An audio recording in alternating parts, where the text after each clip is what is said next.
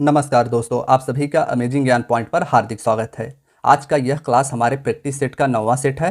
दोस्तों, इससे पहले के जो 8 क्लास हैं उसका प्लेलिस्ट बन चुका है, उसे आप सभी वीडियो के डिस्क्रिप्शन बॉक्स में जाकर देख सकते हैं। तो चलिए हम आज की क्लास को शुरुआत करते हैं। फ्रेंड्स, आज के वीडियो का हमारा फर्स्ट क्वेश्चन है, विश्व का सबसे बड़ा लिखित एवं सर्वाधिक व्यापक संविधान किस देश का है? दोस्तों, भारत का संविधान सबसे बड़ा लिखित और सर्वाधिक व्यापक संविधान है।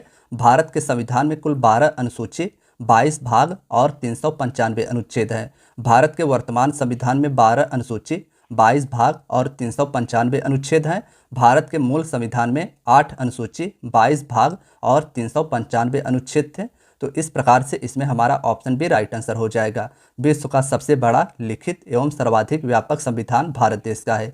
दोस्तों, अगर आपसे पूछा जाए कि भारत के संविधान को किसके द्वारा लिखा गया था, तो प्रेम बिहारी नारायण रायजादा नाम आप सभी को याद रखना है। प्रेम बिहारी नारायण रायजादा के द्वारा भारत के मूल संविधान को अंग्रेजी में लिखा गया था। भारत के मूल संविधान को अंग्रेजी में लिखा गया था और डॉक्टर B.R. अम्बेडकर जी को भारतीय संविधान के पिता के रूप में जाना जाता है। अगला क्वेश्चन है, जलियांवाला बाग की दुर्घटना किस सन में हुई थी? दोस्तों, जलियांवाला बाग की दुर्घटना 13 अप्रैल 1919 ईस्वी को हुई थी। तो इसमें हमारा ऑप्शन भी राइट आंसर हो जाएगा। डेट भी आप सभी को याद रखना है, 13 अप्रैल 1919 को जलियांवाला बाग हत्याकांड की दुर्घटना हुई थी। दोस्तों, जलियांवाला बाग हत्याकांड का आरोपी जनरल डायर था। जनरल डायर जलियांवाला बाग हत्याकांड का आरोपी था और इस हत्याकांड में लगभग 300 मौतें हुई थी और 1200 व्यक्ति लगभग घायल हुए थे। नेक्स्ट क्वेश्चन है, पाल वंश का संस्थापक कौन था? क्वेश्चंस के आंसर आप सभी को भी गेस करने हैं। हमारे इस क्वेश्चन का जो राइट आंसर हो जाएगा वह हो जाएगा ऑप्शन सी। दोस्तों, पाल वंश का संस्थापक गोपाल था। हम अगर पाल वंश के मूलतः स्थान की बात करें तो पाल वंश का मूलतः शासन बंगाल में था और इनकी राजधानी मुंगेर थी। राजधानी आप सभी को याद रखना है, मुंगेर पाल वंश की राजधानी थी और इसका संस्थापक गोपाल था। अगला क्वेश्चन है, चोल साम्राज्य का संस्थापक कौन था? दोस्तों, चोल वंश का संस्थापक विजयाचल था और इनकी राजधानी तंजौर थी। तो राजधानी इनकी तंजौर थी, जो कि तमिलनाडु वर्तमान में पड़ता है, और इनके संस्थापक विजयाचल थे। चोल वंश के संस्थापक विजयाचल ने पल्लवों को हराकर 8वीं शताब्दी में तंजौर को अपनी राजधानी बनाई थी। 8वीं शताब्दी में पल्लवों को हराकर विजयाचल ने तंजौर को अधिकार किया था और इसी को अपनी राजधानी बनाई थी। दोस्तों, चोल वंश का महान शासक राजराजा प्रथम या राजराज प्रथम था। इसके द्वारा राजराजेश्वर शिव मंदिर का निर्माण किया गया था। राजराजेश्वर जो कि शिव मंदिर है, इसका निर्माण राजराज प्रथम के द्वारा किया गया था, जिसका नाम बदलकर बाद में बृहदेश्वर मंदिर कर दिया गया। बृहदेश्वर मंदिर पहले राजराजेश्वर मंदिर के नाम से जाना जाता था और यह तमिलनाडु के तंजावुर या तंजौर में स्थित है। अगला है, अंग्रेजों और मराठाओं के मध्य सूरत की संधि कौन से सन में हुई थी? दोस्तों, सूरत की संधि रघुनाथ राव और ब्रिटिश के मध्य 1775 में हुई थी। तो इसमें हमारा ऑप्शन ए राइट आंसर हो जाएगा। अंग्रेज और मराठा के मध्य सूरत की संधि 1775 ईस्वी में हुई थी। अगर आपसे पूछा जाए कि पुरंदर की संधि कब हुई थी, तो 1776 में पुरंदर की संधि कंपनी के रघुनाथ राव के समर्थन को वापस लेने के दौरान किया गया था। 1782 में प्रथम आंग्ल मराठा युद्ध हुआ था और इसके तहत सालाबाई की संधि हुई थी। 1782 में सालाबाई की संधि, यह भी अंग्रेजों और मराठाओं के मध्य हुआ था। अंग्रेजों और मराठाओं के मध्य 1802 ईस्वी में बेसिन की संधि हुई थी। नेक्स्ट क्वेश्चन है, प्रथम स्वतंत्रता संग्राम कब हुआ था? फ्रेंड्स, 10 मई 1857 को प्रथम स्वतंत्रता संग्राम शुरू हुआ और भारत के प्रथम स्वतंत्रता संग्राम को सिपाही विद्रोह या भारतीय विद्रोह के नाम से जाना जाता है।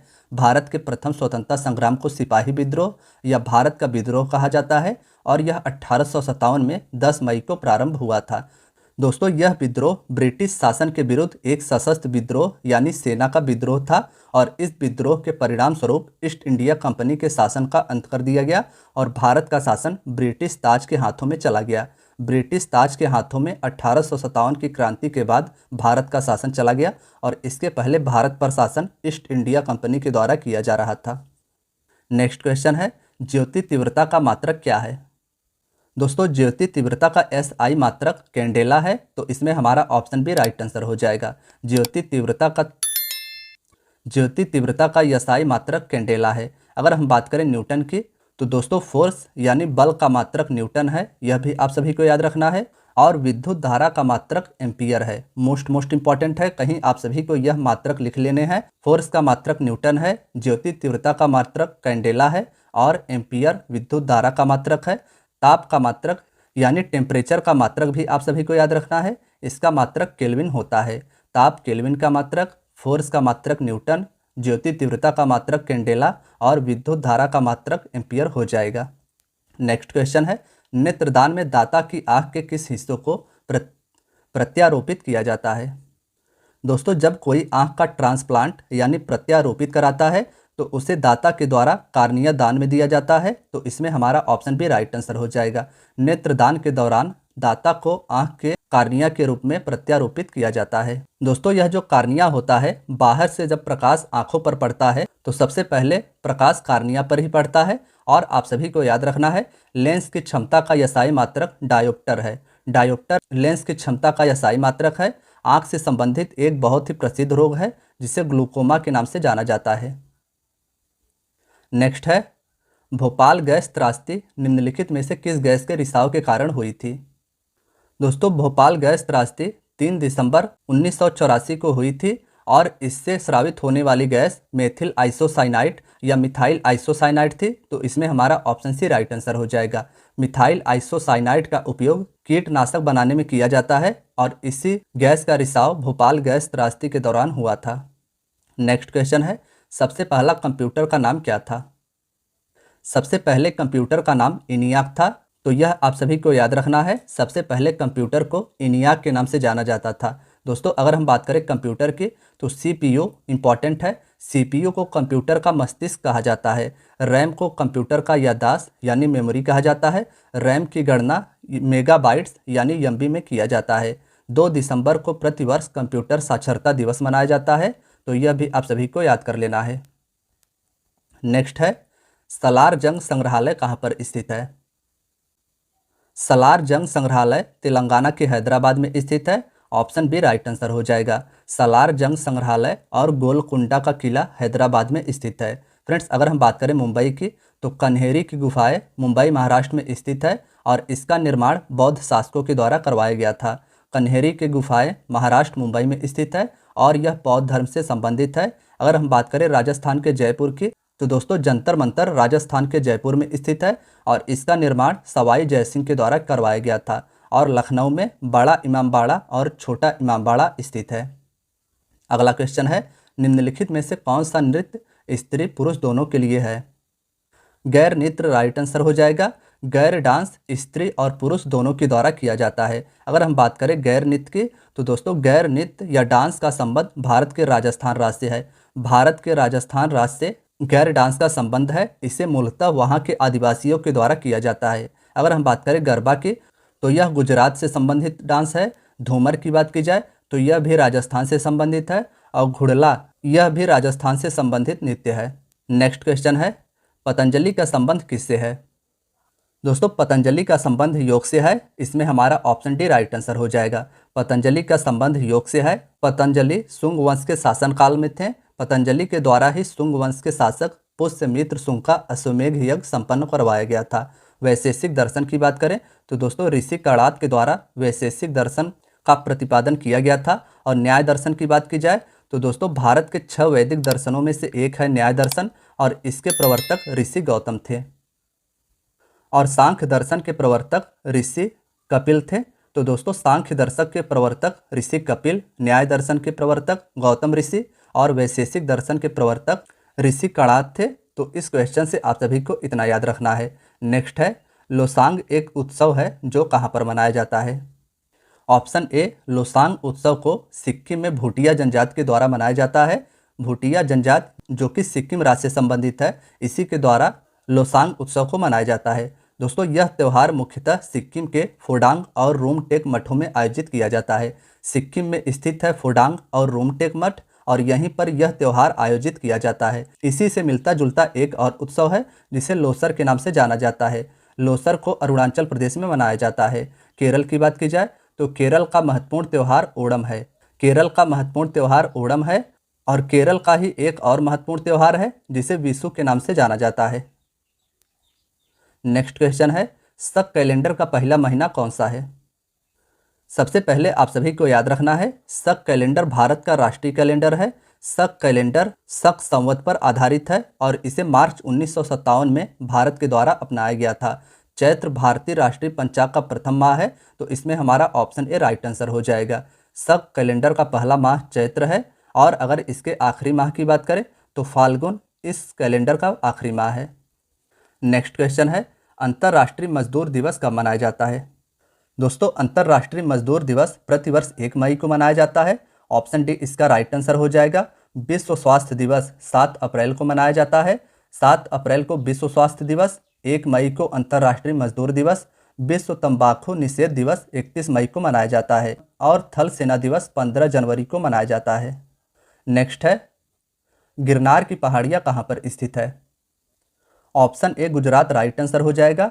गिरनार की पहाड़ियाँ गुजरात राज्य में स्थित है। फ्रेंड्स, अगर हम बात करें उड़ीसा के, तो उड़ीसा में देवमाली पहाड़ियाँ और महेंद्रगिरी पहाड़ियाँ स्थित है। नेक्स्ट क्वेश्चन है, अमीर खुसरो का वास्तविक नाम क्या था? दोस्तों, अमीर खुसरो का असली नाम अबुल हसन था, तो इसमें ऑप्शन बी हमारा राइट आंसर हो जाएगा। अमीर खुसरो निजामुद्दीन औलिया के शिष्य थे, तो यह भी आप सभी को याद रखना है।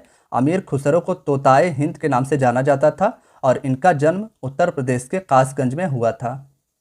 नेक्स्ट क्वेश्चन है, संगीत के दुनिया में सितार के जादूगर के नाम से किसे जाना जाता है?